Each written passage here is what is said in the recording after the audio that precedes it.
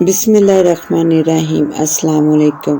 جنات کے کاموں میں دخل دینے والوں کا جنات جو حال کرتے ہیں وہ سب کو معلوم ہے، لیکن بعض خبیث جنات ایسی معصوم لڑکیوں کے پیچھے پڑ جاتے ہیں جن کا کوئی قصور نہیں ہوتا، اگر ہوتا ہے تو صرف اتنا سا کہ وہ حسین ہوتی ہیں۔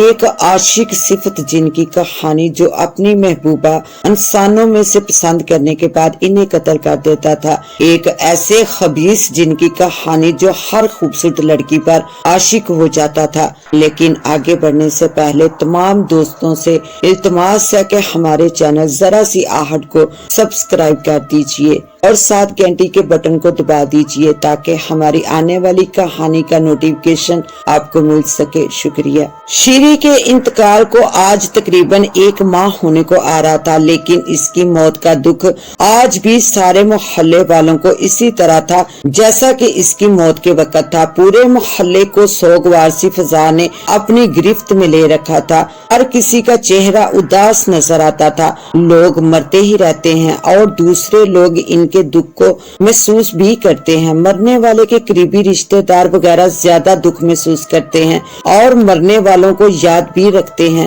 لیکن جلد یا دیر انہیں بھول جاتے ہیں۔ لیکن کچھ لوگ ایسے ہوتے ہیں جو مرنے کے بعد اپنوں اور غیروں کو یکساں طور پر یاد رکھتے ہیں۔ اس کی وجہ اکثر یہ ہوتی ہے کہ مرنے والا کسی نہ کسی حوالے سے سب کے لیے ہر دل عزیز ہوتا ہے۔ میری بانجی شیری بھی انہی لوگوں میں سے تھی۔ وہ میری دور کی رشتے کی بہن کی بیٹی تھی۔ اس کی عمر 20 سال کے لگ بھگ تھی۔ اس عمر میں اکثر نوجوان لڑکیاں فیشن اور خود نمائی کے لیے نہ جانے کیا کچھ کرتی ہیں، لیکن شیری کے چہرے پر جوانی اور جوش نام کی کوئی چیز نہ تھی۔ وہ نہایت ہسمکھ اور درد دل رکھنے والی لڑکی تھی۔ محلے کے بچوں کو گھر پر ہی وہ ٹیوشن پڑھایا کرتی تھی۔ رشتہ دار ہونے کے باوجود میرا ان کے ہاں زیادہ آنا جانا نہیں تھا۔ گھر والوں کی زبانی مجھے معلوم ہوا کہ شیری بے حد بیمار رہنے لگی ہے۔ بہت سے ڈاکٹر سے علاج کروایا جا رہا ہے، لیکن اس کی حالت ہے کہ سنبھلنے میں نہیں آتی۔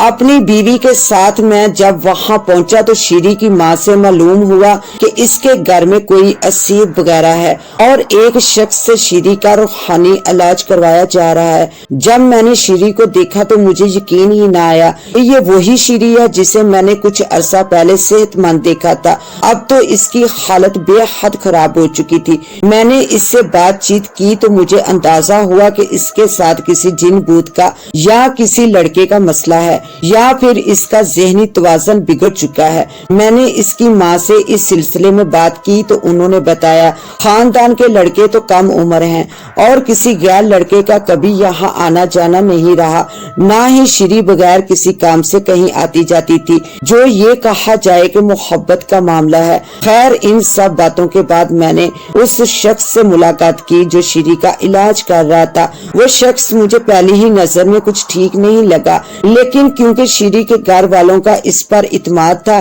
اس لیے میں نے کوئی بات نہیں کی، اور پھر ایک روز شیری کو ہسپتال میں داخل کروا دیا گیا۔ یہاں سے پہلے بھی شیری کا علاج ہوتا رہا لیکن کوئی افاقہ نہیں ہو رہا تھا۔ ہسپتال میں داخل ہونے کے بعد شیری کو خون کی الٹیاں آنے لگی، جنہیں ہسپتال والوں نے روکنے کی بہت کوشش کی لیکن شیری بچ نہ سکی۔ میں اور احمد اس وقت شیری کے متعلق ہی بات کر رہے تھے۔ احمد میرا کزن ہے۔ ہم احمد کے جنرل اسٹور پر ہی بیٹھے ہوئے تھے۔ رات کے تقریباً 8 بج رہے تھے۔ میں محکمہ ڈاک میں ملازم تھا اور اب ریٹائر ہو چکا تھا۔ احمد سے رشتہ داری کے علاوہ میری دوستی بھی بہت اچھی تھی، اس لیے اکثر میرا بیٹھنا اس کے جنرل اسٹور پر ہی ہوتا تھا۔ اچانک وہی شخص وہاں سے گزرا جو شیری کا روحانی علاج کرتا رہا تھا۔ اس کے بارے میں مجھے پتا چلا تھا کہ اس نے شیری کے علاج کی مدد میں اس کے گھر والوں سے تقریباً 30,000 روپے لیے ہیں۔ اس نے شیری کو ٹھیک کرنے کا دعویٰ بھی کیا تھا لیکن شیری مر گئی۔ یہ شیری کا معاملہ تھا، اس لیے میں اس میں مداخلت ضروری سمجھتا تھا۔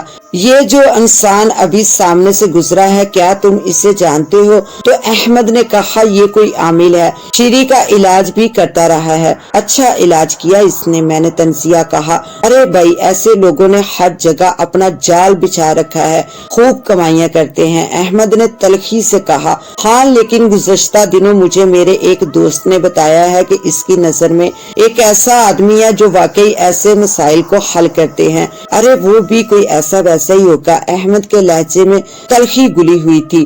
اسی طرح کچھ دیر ہم روحانیت کے موضوع پر بات کرتے رہے اور پھر میں اپنے گھر آ گیا۔ تقریباً 1 ماہ بعد مجھے معلوم ہوا کہ شیری کی چھوٹی بہن گوری بھی آج کل بیمار ہے اور اس کی کیفیت بھی ویسی ہی ہے جیسی شیری کی تھی۔ میں گوری کو دیکھنے گیا، اس کی جسمانی حالت بھی شیری جیسی ہو رہی تھی۔ میں نے تنہائی میں اس کے والد سے پوچھا کیا آپ نے ڈاکٹر سے گوری کا چیک اپ کروایا؟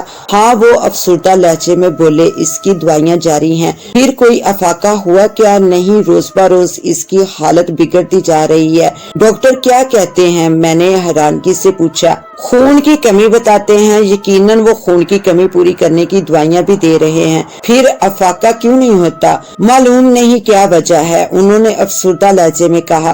کیا روحانی علاج بھی کروا رہے ہیں؟ اس کی والدہ تو کہہ رہی ہے کہ روحانی علاج بھی کروایا جائے، لیکن روحانی علاج تو ہم نے شیری کا بھی کروایا تھا، مگر انہوں نے کہا اور ایک گہرا سانس لیا۔ سنا ہے کہ گوری بھی کسی آدمی کا ذکر کرتی ہے جو اسے نظر آتا ہے، ایسا ہی ذکر شیری بھی کرتی تھی۔ کیا آپ نے کسی آدمی کو دیکھا ہے؟ وہ بولے ہمارے گھر میں کسی اور نے اس آدمی کو نہیں دیکھا۔ ویسے ایک بات ہے، معاملہ کچھ گڑبڑ لگتا ہے۔ میرا مطلب ہے کوئی پرسرار معاملہ ہے۔ شیری بھی کسی آدمی کا ذکر کرتی تھی اور یہ بھی کرتی ہے۔ شیری کے بارے میں تو ہم کہہ سکتے ہیں کہ اس کا ذہنی توازن کچھ اپسٹ سا ہو گیا تھا، لیکن گوری بھی اب ویسی ہی باتیں کر رہی ہے۔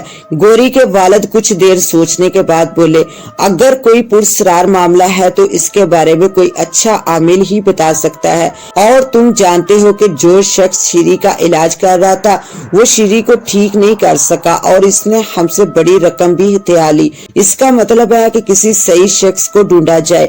پھر میرے ذہن میں ان صاحب کا خیال آیا جن کے بارے میں مجھے میرے دوست نے بتایا تھا۔ مجھے میرے دوست نے ایک آدمی کے متعلق بتایا تھا، میں ان کے بارے میں تفصیل معلوم کر کے آپ کو بتاؤں گا۔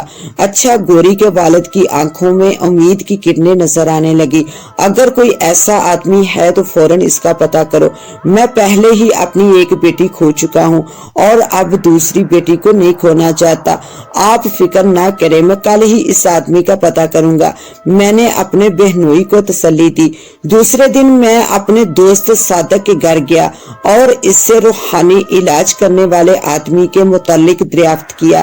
جوید بھائی، تم جانتے ہو کہ جعلی پیروں فقیروں نے جگہ جگہ اپنے ٹکانے بنا رکھے ہیں۔ ایسے لوگ سادہ دل عوام کو لوٹتے رہتے ہیں۔ ان لوگوں کے پاس کوئی اہلیت نہیں ہوتی، بس وہ اپنی چکنی چپڑی باتوں سے لوگوں کو بیوقوف بناتے رہتے ہیں۔ لیکن یہ بات نہیں کہ سارے ہی لوگ جعلی ہیں، ایسے لوگ بھی موجود ہیں جو روحانی طاقتوں سے مالا مال ہیں۔ کیا وہ صاحب بھی روحانی طاقتوں سے مالا مال ہیں؟ ہاں، پہلے تو میں بھی یقین نہیں کرتا تھا، لیکن جب میں نے خود اپنی آنکھوں سے ان کی طاقت کا مظاہرہ دیکھا تو مجھے یقین آ گیا۔ تم نے دیکھا؟ میں نے جلدی سے کہا۔ ہاں، ہمارے محلے میں ایک آدمی پر اسیب آ گیا تھا۔ جب اسے دورہ پڑتا تو وہ زور زور سے کہکے لگاتا، چیخیں مارتا، منہ سے جاگ بہانے لگتا۔